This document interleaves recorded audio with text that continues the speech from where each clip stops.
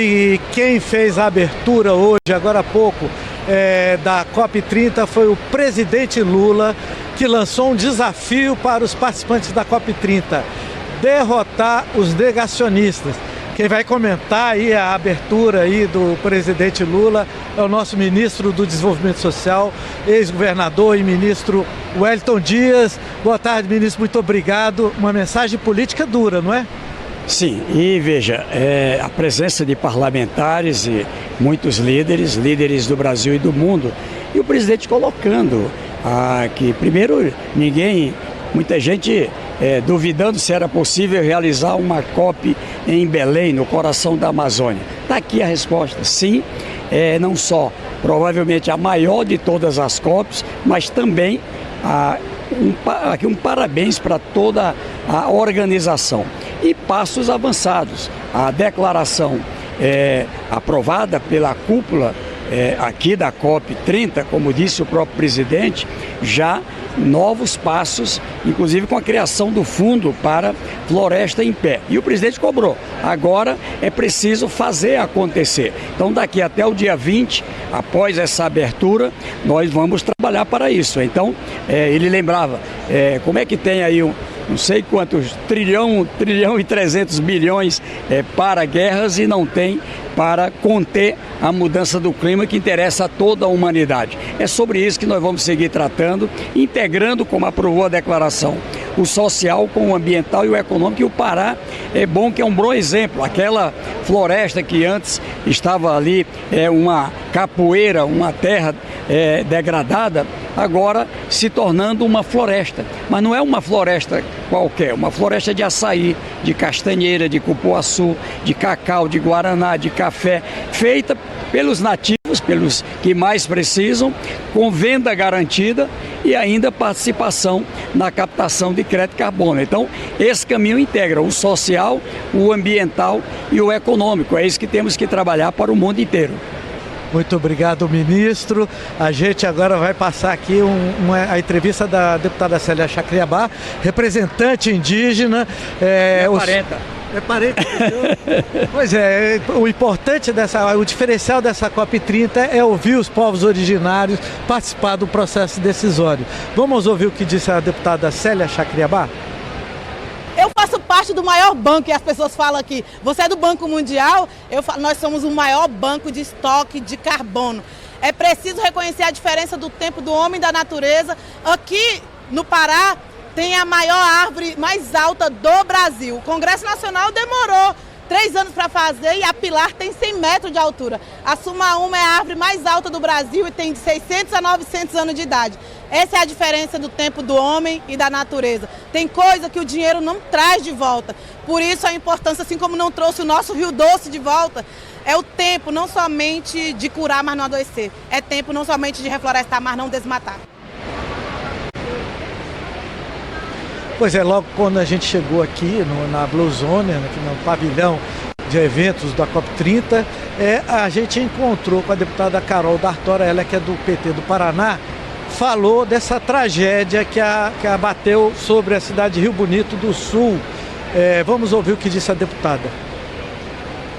Esse debate que a gente faz aqui, ele precisa chegar nos territórios, ele precisa chegar nas pequenas cidades, aonde estão aquelas comunidades que, quando a gente tem um acidente climático, eles são os mais impactados. Então, o que aconteceu em Rio Bonito exemplifica mesmo essa urgência que a gente tem com relação às mudanças climáticas e à justiça socioambiental que a gente precisa promover. Pois é, e o presidente do IBAMA, ex-deputado Rodrigo Agostinho, também participou da abertura e antes conversou com a nossa reportagem, falando aí dessa questão da transição energética, que deve ser um dos grandes legados dessa COP30. Desde o Acordo de Paris, que foi a COP21, o mundo está discutindo como é que a gente vai fazer essa transição, né? Seja a transição energética, seja a transição de tecnologias, porque uma coisa é você pegar um veículo a gasolina e transformar ele em veículo elétrico, a biocombustível, que é uma experiência que o Brasil tem bastante sucesso. Outra coisa é você mudar a construção civil no mundo, que é baseada em aço e concreto, que são aí grandes consumidores, né, de matéria-prima e grandes emissores de gases de efeito estufa. Outra coisa é a mudança do solo do planeta, né, reduzir desmatamento. O Brasil reduziu bastante, mas temos ainda um longo caminho pela frente. Então essa é uma conferência onde vai se discutir implementação e de maneira muito forte financiamento. Como é que a gente paga essa conta? Pois é, e o coordenador da Frente Parlamentar Ambientalista, o deputado Nilton Tato, do PT de São Paulo, chegou essa manhã a Belém e no caminho do carro ele conversou com a nossa reportagem e falou aí das expectativas da bancada ambientalista para a COP30. Os países vieram conversando e acertando uma série de instrumentos para a implementação da agenda, buscando segurar de que a temperatura da Terra não ultrapasse 1,5 graus do início da Revolução Industrial. Então isso é uma expectativa que se avance, e principalmente nos instrumentos de financiamento, tá? Então por isso que esse acordo da floresta, de um fundo de financiamento para as florestas, é um dos acordos que a gente tem expectativa que saia daqui e avance, mas principalmente o grande fundo necessário, que hoje se calcula em 1,3 trilhões, né, de dólares para apoiar os países em desenvolvimento, de como esses países podem trilhar o seu caminho de desenvolvimento com baixa emissão de gás de efeito estufa, mas principalmente a agenda de adaptação por causa das consequências, para poder dar conta dos eventos climáticos extremos. Pois é, acabou de passar aqui pela gente a primeira-dama, Janja. A gente, enquanto a coordenação da COP, da conferência, organizava aqui esse espaço para a organização da conferência, no final de semana a nossa equipe circulou pela cidade de Belém para ver como é que a população de Belém está vendo a COP, e a gente percebeu que é grande o entusiasmo dos moradores de Belém para essa conferência e as expectativas de como isso pode transformar a visão que o mundo tem aqui da região amazônica. Lá no Mercado Ver o Peso, o tradicional Mercado Ver o Peso, nós conversamos com o comerciante Leonardo Ferreira, ele que vende cerâmica marajoara e outros artesanatos regionais, falou da expectativa dele e no final deu uma palhinha para a nossa reportagem. Vamos ouvir.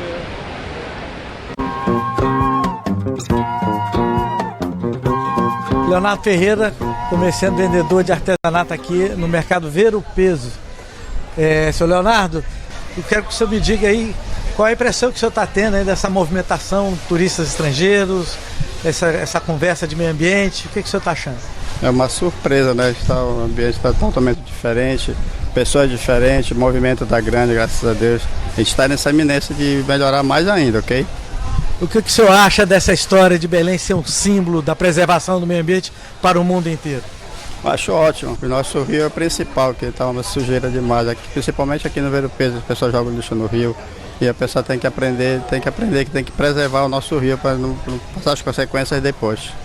O que o senhor acha do mundo contribuir para o Brasil preservar a floresta, ou seja, ajudar as populações que estão aqui à beira da floresta amazônica, do rio Amazonas, rio Tocantins?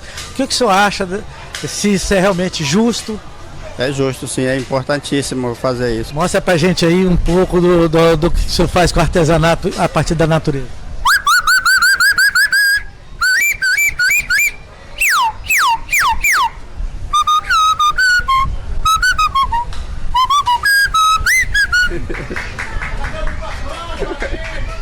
O hino do Brasil também?